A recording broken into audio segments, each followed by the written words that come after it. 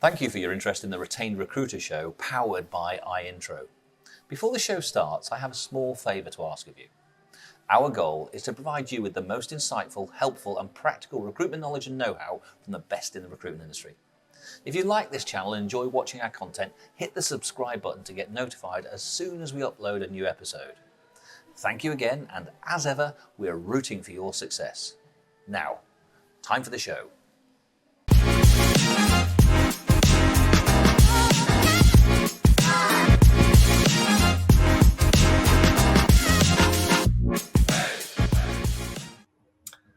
Hello and welcome to the Retained Recruiter Show. My name is James O'Brien, host of the Retained Recruiter Show, and I'm delighted today to be joined by Simon Lewis. Simon Lewis of RecConnect. He's the founder of RecConnect and the author of the Agile Recruiter, which helps SME agency leaders build lean, scalable, sellable businesses. So Simon, thank you for joining us today. Welcome. Thank you for inviting me on. No problem.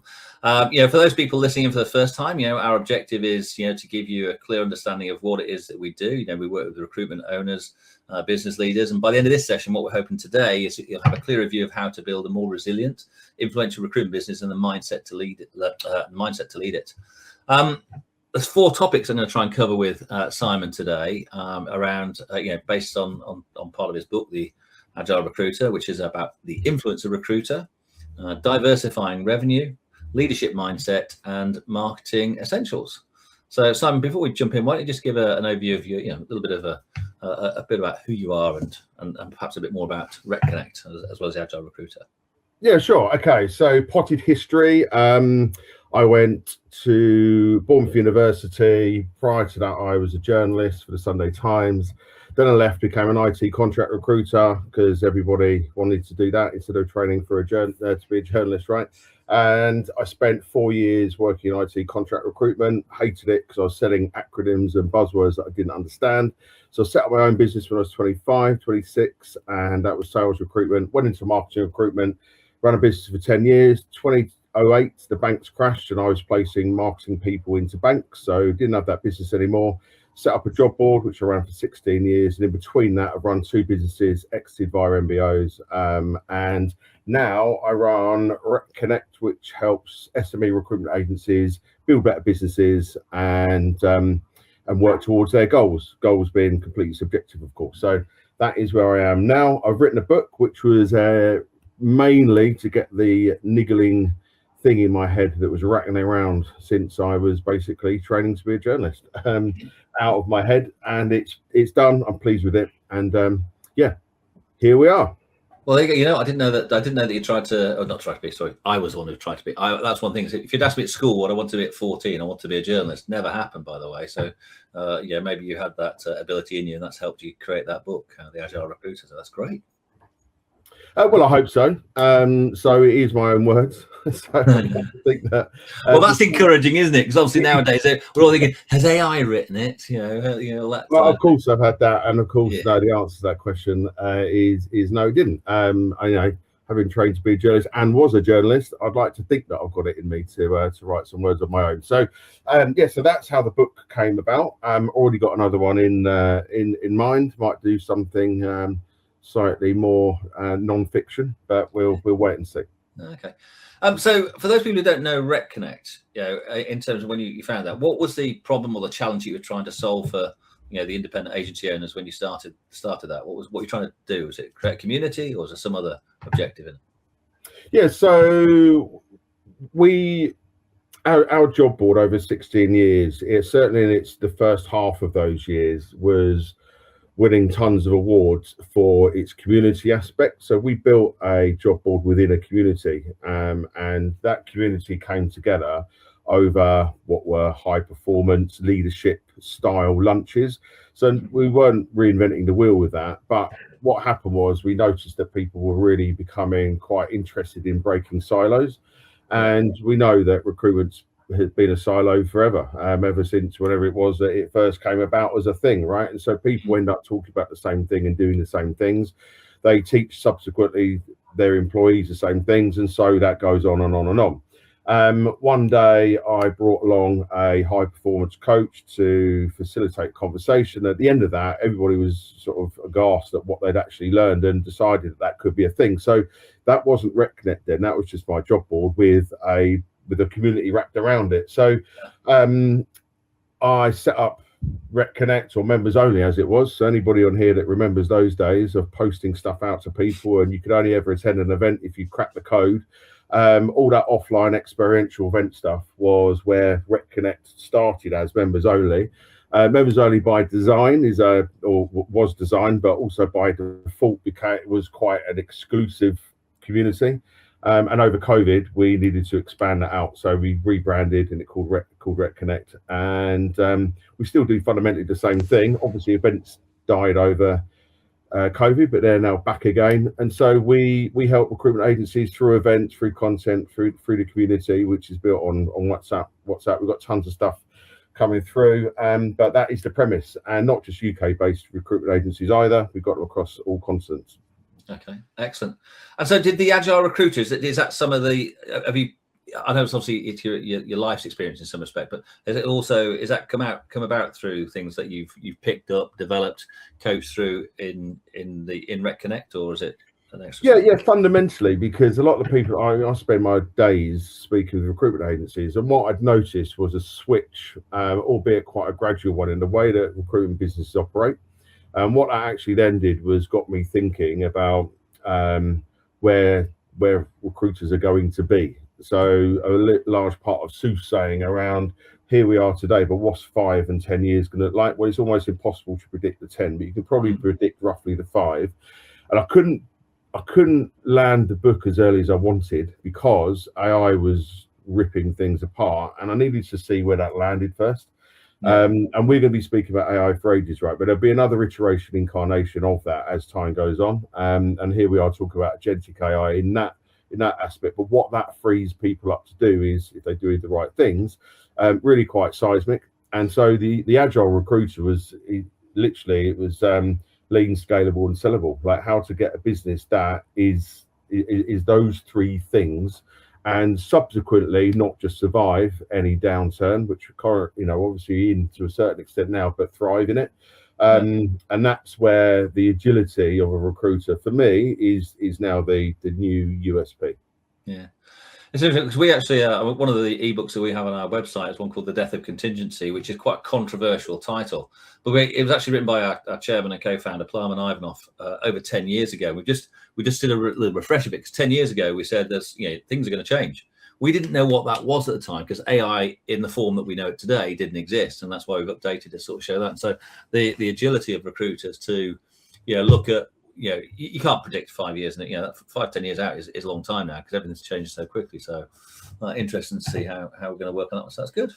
Yeah, I just think that recruitment's currency has shifted. It's not about who's got the biggest database anymore. It's who's the most trusted voice, and that in itself, just that one phrase, dictates and predetermines how people could and arguably should be operating. So that is the premise that underpins everything that I've written about, and I suppose what I'd speak about. Good. Okay, listen, I'm going to try and pull out some things from the book or that relate to that. So I'm going to throw you a few, hopefully, straightforward questions. You know that when we spoke prior to this, setting this event up, one of the phrases that really grabbed me was the influencer recruiter.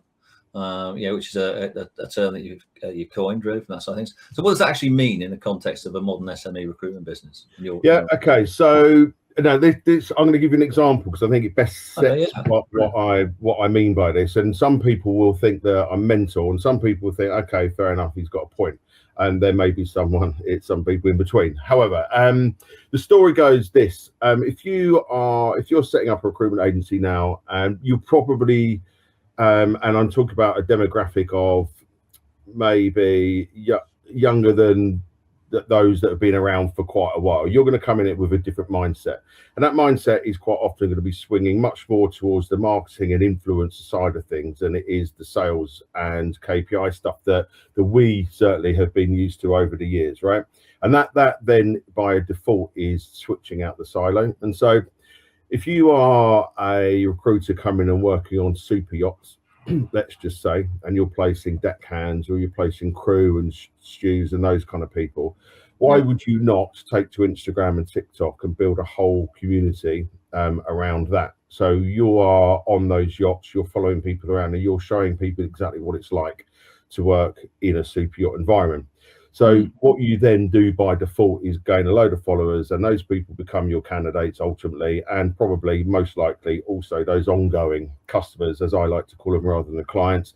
And everything that you're doing has got that social media presence. So underpinning all of that, if that works in the way that it ought to work, and without exacerbating the point too far, you are going to build something in a recruitment world which is very trusted, completely niche, and you're going to know absolutely everything and everybody in that industry, more so than you can possibly do if you're working in and what I would describe as an antiquated way. Now clearly there's bits and pieces between those two bookends, but that is what I mean by the influencer recruiter, and the day job of that person looks totally different to the day job of what I describe now as a traditional recruiter. Okay, so now I sort of, the good news is for me, I understand what you mean by influence recruitment. I thought I did, but it's good for you to sort of position that out and actually sort of hone it into someone's specific niche, so they're really immersed in it and actually sort of sharing with their audience. And the other phrase, and forgive me for using the word client, you use customer, I use client, tomato.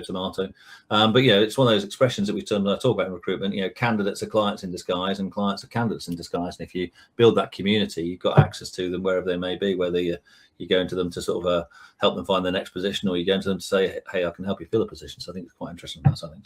Yeah, I mean, two things. First of all, I've accentuated the point by using super yachts, right? So you would supplant whatever your niche is into that, right? But you can visualize it much easier if you talk about a super yacht. It's going to have not quite the same sexiness, I suppose, if you're placing semiconductor people, right? But the point though remains the same. And I've forgotten what the second point was there, but anyway, that just to clarify, I have used that to sort of exaggerate. Well, no, but like I say, not every industry may come across as being as sexy as the international yachting industry. One of my clients I was speaking to a couple of days ago, she's in animal nutrition, so a lot of veterinary stuff, which is may not sound that exciting, but in that world it is exciting. It's about how you position yourself.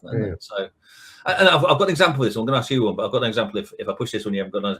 And there are any sort of personal branding behaviors that the successful people do better than the ones who either don't take to it or don't adopt it? Is there anything that you could give people advice on there? Yeah, I mean, I don't think that advice is anything particularly new. It's consistency and it's authority. So it's almost choosing one lane, which is not the greatest expression in the world, but it's focusing on one thing and doing it really well. Is what I'd say to that. And I think with the problem that we have at the moment is that most of us will become, I suppose, a little bit disillusioned over time, certainly recently with LinkedIn's algorithm and how that actually works. And so, I did a split test a while ago, which was posting a fictitious dog that I inherited as a post, just to see whether that garnered more engagement and likes than a useful piece about something to do with the industry, and surprise, it did. And it blows my mind how that works, like how people much more engaged. I do get it that LinkedIn, I'm not saying it's morphed into Facebook, but obviously there is a correlation between that, so the personal branding stuff and the business branding stuff. But I think if that's the way that it's going and there's nothing we can really do about that, then you need to embrace it or not, right? And you could look at loads of different social tools if you want, and each one of them's got a different component and each one of them has a value, but if you're thinking most industry sectors, there might be a couple where it doesn't ring true. NHS healthcare might be one of those where people live on LinkedIn, so why wouldn't you be there?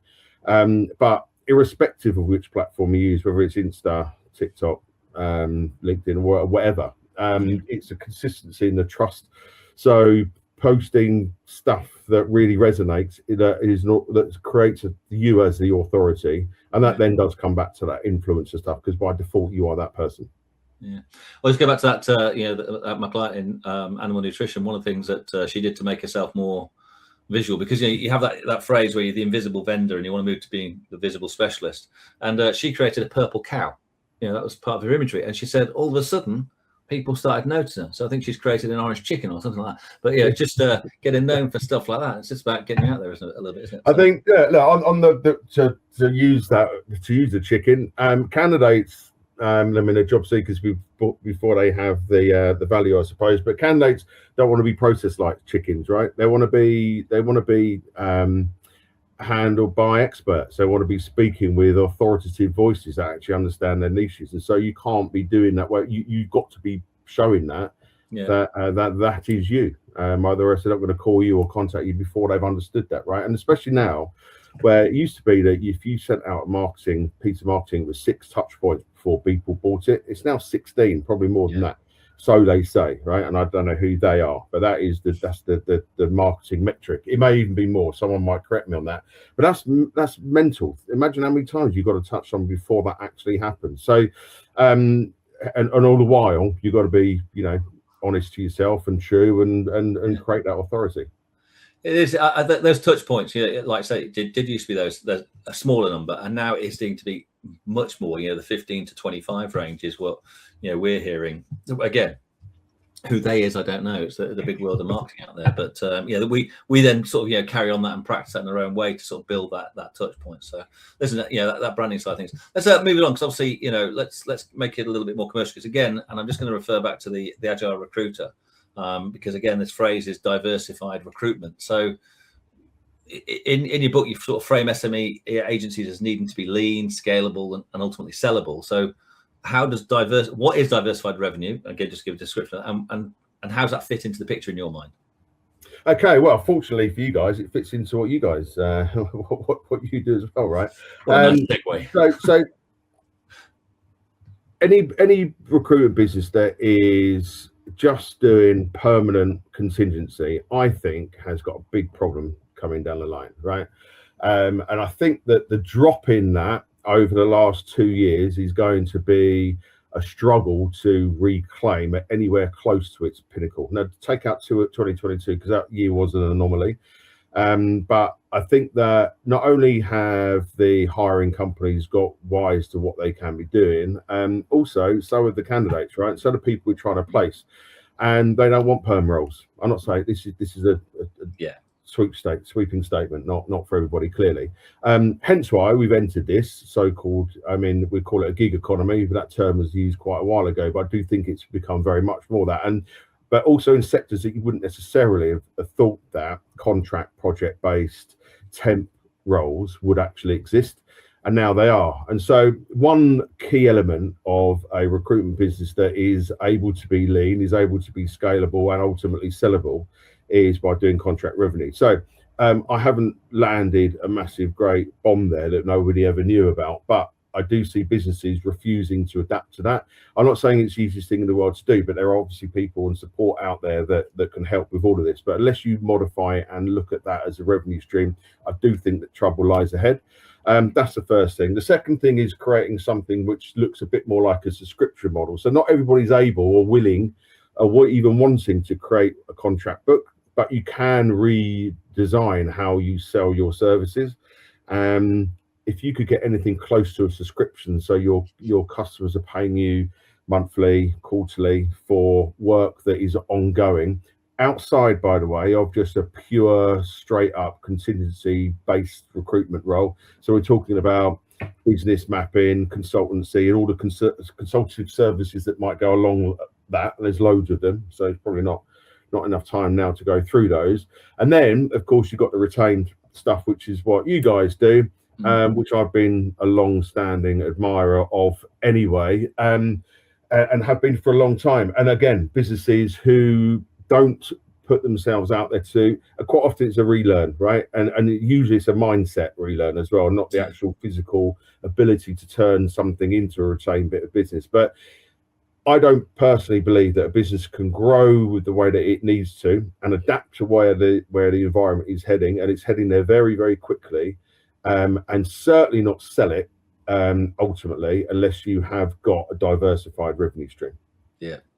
Again, I couldn't agree more. And I'm sure across your community, again, you're seeing that whether it's retainers, whether it's subscription, recruitment as a service, consultancy, training, advisory. Again, we're starting to see those people who are diversifying on that side of things. And I suppose the challenge for some people is sometimes they wait too long before, and that's too late because they see it's just all passed them by, or it's passed them by so quickly it's hard to catch back up. Yep. But I suppose, is there any particular way they can avoid any chaos in if they I suppose they're fearful of diluting their core proposition. So again, how do you help them make that step? Well, I mean, first of all, the word fear is quite an interesting one, isn't it? Because I would say that great leadership takes courage. And you are going to have to reset quite often, right? You are going to have to look at it. Now, I'm not saying none of what I'm saying here I truly believe can be done overnight, by the way. So I'm also not saying that it's easy. I'm just saying that unless you do something, you're going to be finding a big issue down the road.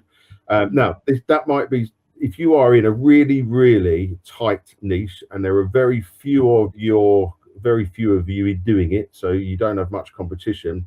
That might be something slightly separate, but for the majority of us and the majority of recruitment agencies, that isn't the case. Then there is competition, and it isn't niche enough to be able to withstand that. So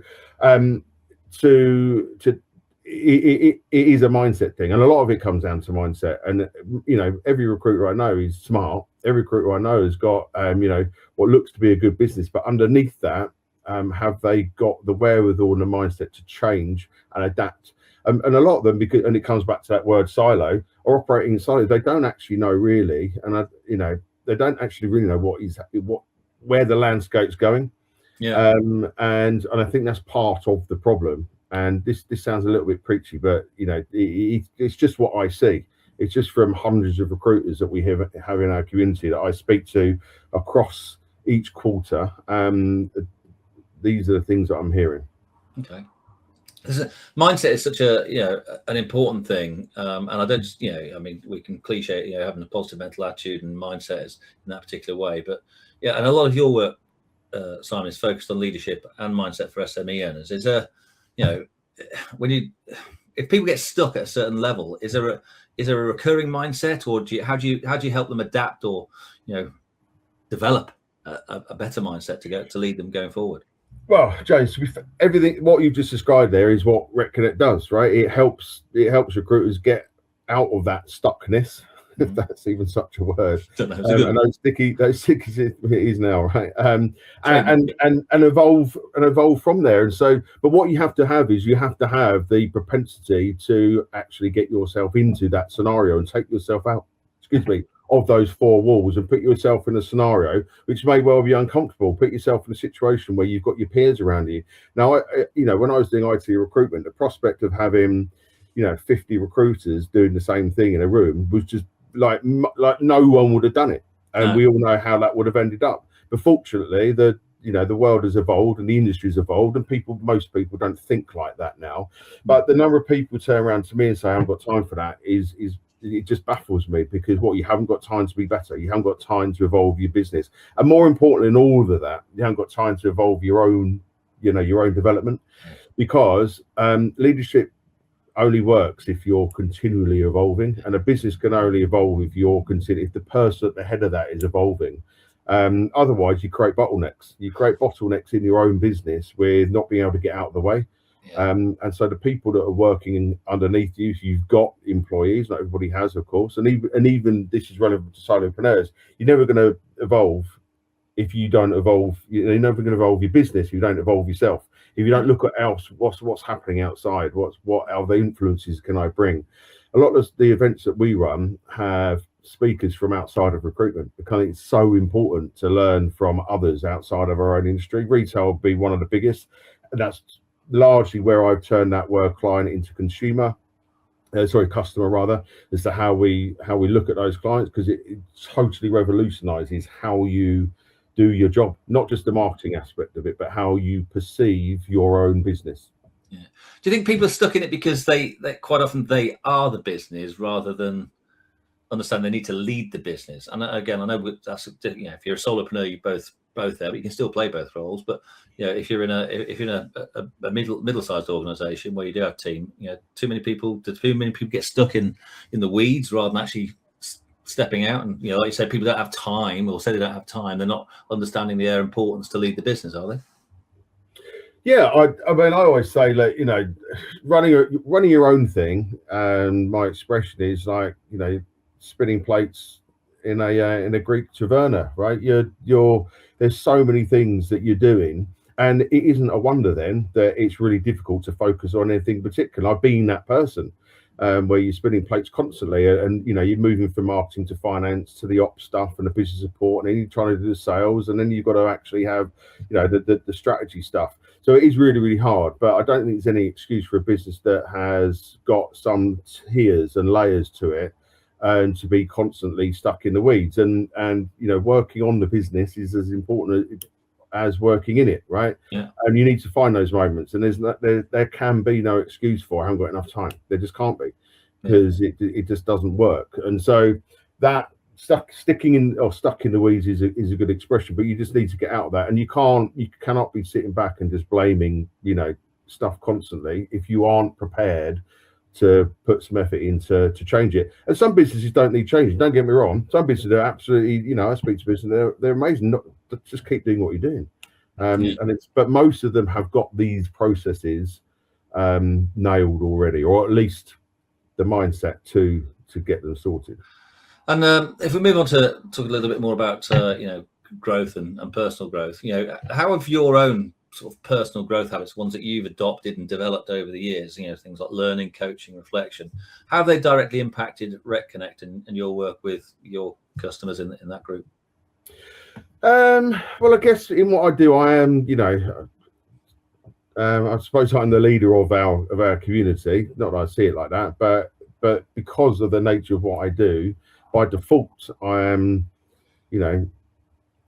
I'm putting across my views and my values of what good business should look like. But I do think, about sort of regurgitating the same stuff, I do think it is reliant on and incumbent on the leader of that business to do the right things by that business. There's inherent, especially if you're a director, I mean, you're bound by certain rules and regulations really anyway, right? And those have got to be part of those is the development of the business. Yeah. And so what I speak about a lot is getting out and just being curious, seeing what's out there and what else is down the channel. And like I say, especially if you've got layers in your business, you have to get out of the way of the people that you are leading. For two reasons. A, they'll never develop, and so subsequently they'll probably leave anyway. And the second thing is you'll never, ever, ever sell your business. Yeah. And let's face it, I suspect 99%, if not 100% of the people who go into recruitment set it up to do one or two things: either be a brilliant lifestyle business to pay the mortgage off in 10 years, right, or less ideally, or sell it. No, yeah. There's very few that are in between. But if you're in between, then you've got to do something to get to one of the other two. And it's part of that about understanding your why. We talk, and obviously, Simon Sinek talks about the why, and obviously, but what's your take on that? I mean, look, that's become a new. It's not a new. That's become what I'd say is a deeper discussion amongst people now, which is brilliant. And understanding why you are, doing what you're doing, or the Ikigai. If anyone's not read that book, read it. It's Ikigai, and it's a Japanese proverb and phrase that basically translates to the reason why you get out of the bed in the morning. And if you ask most people that, if you had 10 people, I suspect 5 or 6 of them, if they had them, would say their kids, which is totally fine, right? But everybody has a different reasons to why they're doing it. But I don't think, and it's why it's the first chapter in the Agile Recruiter book, is understanding your why, because I don't think anybody can do anything. It's not just about running their business, but anything really meaningfully and successfully and achieve the goals without understanding exactly the reason why they're doing it in the first place. So that is an absolute number one value for me. Okay, I probably should have brought it up first, and apologies for that. But if you could give one piece of advice, Simon, to an SME agency owner who wants to build a lean, scalable, sellable business over the next 3 years, what would it be? Get your support stuff sorted before you do anything else. So if someone were to come in and say, Simon, I want to set up a recruitment business, I go, cool, what are you doing straight away? And I suspect they'd say building the website, right? Because that's the most enjoyable thing of doing it, or some sort of marketing stuff, which in itself is great, but not to begin with. And too many recruiters they're too far down the line, or they've gone too far down the line of spending loads of money, spending loads of time on stuff that doesn't really serve them. And it might serve them on day one, but it's unlikely to serve them in year 3. And I think working backwards, where do I want to go? What is my why? Where do I want to go? Where do I want to be, and how do I want to get there? Then come back to day one. Right, in order to achieve those things, I need to do this. And this can look like various different things, depending on the why and where they want to be, right? But I would say, because most people say sell stuff, which obviously you need to do, but I think that's just a given if you're setting up a business or you're a small business looking to evolve. But that's a given. But the support stuff is really, really, really important. Okay, well, I hope people take it on board. Listen, Simon, it's been a whistle-stop half an hour. We've covered the influence of recruiter, diversified revenue, leadership, mindset, marketing essentials, and a bit of purpose. So there's lots for people to implement. And really what I want to do is, if people, you spoke about a lot of the things, I want people to go, if they want to go deeper, grab your book, The Agile Recruiter. It's on Amazon, isn't it? It's on Amazon. It's it's $10.99 if you want that. If you want to read it on the whilst you're on the beach, or it's I think $4.99 if you want a ebook. Oh, okay, good. And obviously that'll help people, put together. It's a leader's guide to running a modern AI era SME recruitment business. So that's good. And if you haven't seen it, it's on screen now. There's the link on there. But also they can connect with you, Simon. Follow you on LinkedIn. Check out RecConnect. If you're an owner who wants to sort of some community around helping you with this journey. So that's good as well. Listen, Simon, I say we're about to wrap up on this one, so I really do appreciate you coming. People want to connect with us, and obviously there's all been the links through there. We'll look forward to sort of welcoming you on the next show. If this is your first time watching the Retained Recruiter Show, there's lots more versions of this on YouTube. Not more versions, but actually more episodes of this one. So Simon, thank you very much for joining us. Look forward to welcoming you back again in the future, and appreciate all your insight and your input. James, thank you for inviting me. Loved it, and that half an hour did actually whiz by. Thanks very much. So it's goodbye from me. Right, for me. See you later.